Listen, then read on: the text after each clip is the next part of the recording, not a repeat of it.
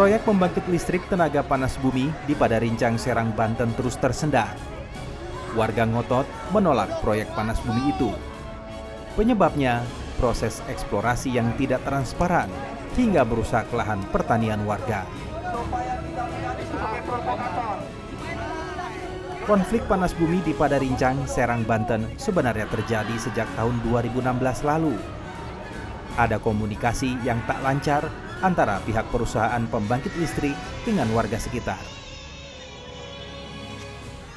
2016 tanpa diketahui dan tanpa ada sosialisasi dengan Kabibun di bawah, ternyata turun alat berat waktu itu.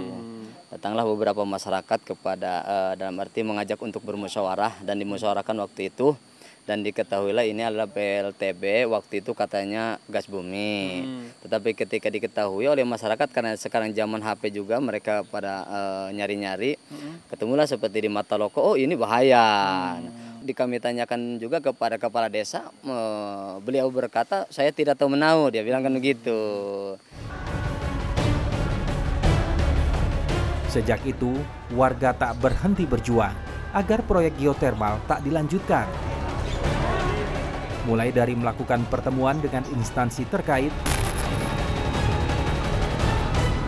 hingga jalan kaki dari Banten ke Jakarta demi menghentikan proyek panas bumi itu.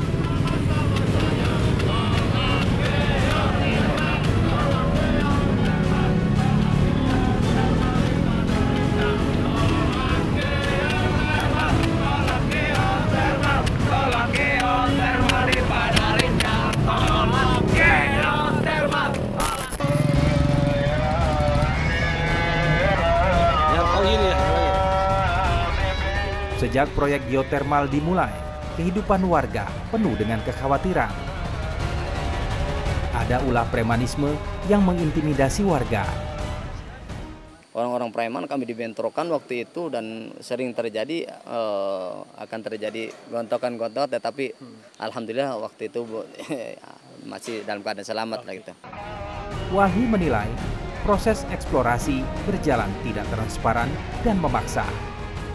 Dia datang dengan proyek besar, kemudian memaksa ke masyarakat, tidak ada memberikan informasi, tiba-tiba datang mengambil lahan masyarakat tanpa permisi, kemudian juga tanpa memberitahu ke masyarakat, tiba-tiba datang mengebor gitu ya. Proses-prosesnya masih seperti itu, kemudian juga dia datang dikawal dengan aparat. Tapi yang dapat saya pastikan bahwa semua lokasi pembangkit panas bumi ini sudah di-studi, termasuk dampak bahaya kegempaannya dan bahaya geologinya, bahwa semua ini dipastikan ini aman, tidak terpengaruh dari potensi bencana geologi yang ada di daerah situ. Ini salah satu contoh dan bukti bahwa panas bumi itu juga tidak mengganggu, tidak menimbulkan dampak-dampak seperti yang dikhawatirkan oleh masyarakat tadi. Di lokasi proyek, kami menemukan lahan terbuka dengan beberapa bangunan yang terbengkalai.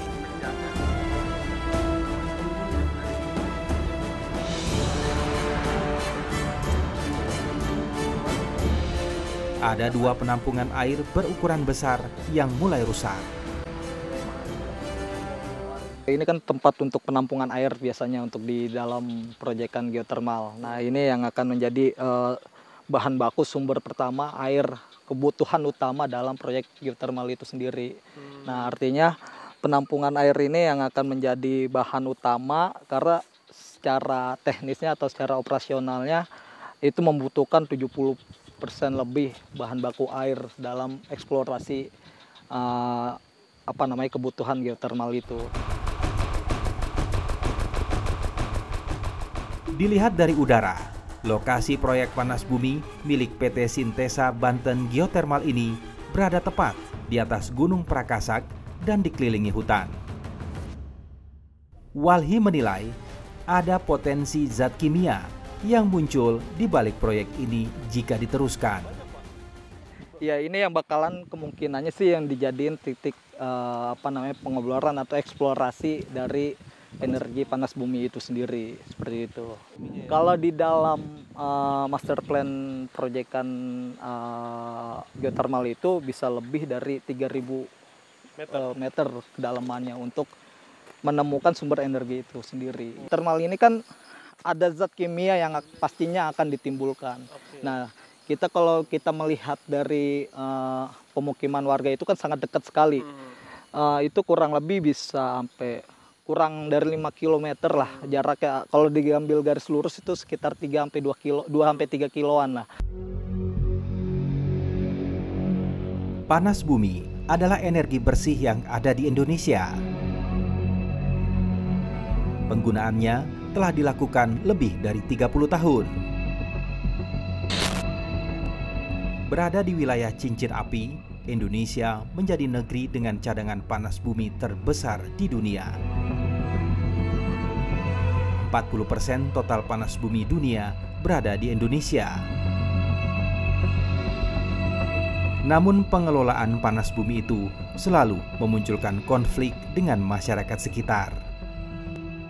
Ini adalah gambaran lokasi titik-titik potensi panas bumi Indonesia. Saat ini total ada sekitar 351 titik potensi. Dari 351 ini yang sudah beroperasi menjadi pembangkit panas bumi ada 14 lokasi.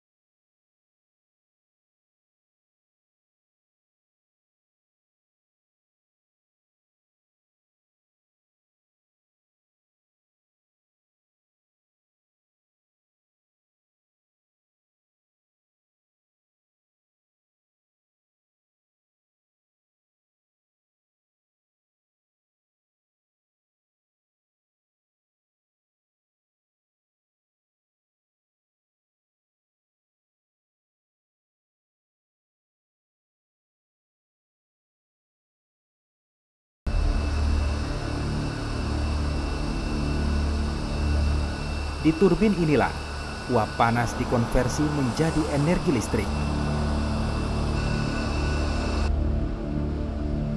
Listrik kemudian mengalir ke generator untuk dikirim ke perusahaan listrik negara atau PLN.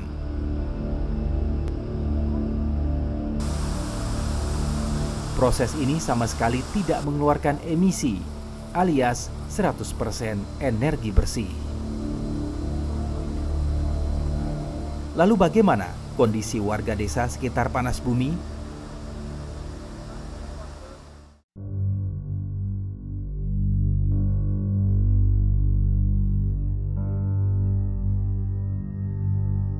Ini adalah Desa Sugih Mukti. Desa di mana PLTP Geodipa Energi Patuha beroperasi. Di desa ini, kami melihat warga masih bertani seperti biasa. Padahal Panas Bumi Patuha telah beroperasi selama 6 tahun. Pemantauan kita dan yang saya rasakan dulu saya sebagai petani, nggak ada sih yang terasa dampak negatif dari hadirnya panas bumi ini ya. Karena sampai detik ini pun kita masih jadi seorang petani. Tanaman masih subur, air masih banyak. Kalau hal yang memang merasa secara iklim perubahan, nggak ada yang berubah. Kalau sayuran boleh dicek sendiri kan, itu kelihatan nyata sekarang. Detik ini sudah beroperasi berapa tahun tuh Geodipa, kita juga nggak terlalu tahu karena saya menjabat baru 1 tahun ya. Ya 5 tahun ke belakang ya sama seperti ini. Jadi nggak ada, belum kita temukan konflik. Kalaupun ada konflik, Ya itu konflik bukan karena konflik antar perusahaan atau kecemburuan ataupun ketidaknyamanan. Ya paling pengharapan warga lah, pingin kerja gitu kan, masuk di perusahaan ini ya. Makanya saya ngomongin ke perusahaan. Bagi Geodipa Energi, perusahaannya hanya menjalankan aturan pemerintah terkait tanggung jawab lingkungan atau AMDAL. Geodipa hanya menggunakan sedikit lahan untuk memanfaatkan energi panas bumi. Pengembangan yang diharapkan tidak mencemari lingkungan, pengembangan yang betul-betul harus berkelanjutan, ya, sesuai dengan judulnya adalah energi terbarukan, dapat terlaksana. Itu hanya memerlukan 0,1 sampai 0,5 tergantung dari lapangannya hektar fotovoltaik. 1 megawatt itu memerlukan tanah sekitar 1,2 hektar. Artinya apa? Artinya pemanfaatan panas bumi tidak memakan lahan. Nah, lahan yang ada, yang disalurkan pipa tadi, dia sesuai juga dengan AMDAL. Hingga kini, Geodipa Energi terus membangun komunikasi, mengedepankan sosialisasi dan edukasi kepada masyarakat. Karena panas bumi adalah barang baru bagi masyarakat Indonesia.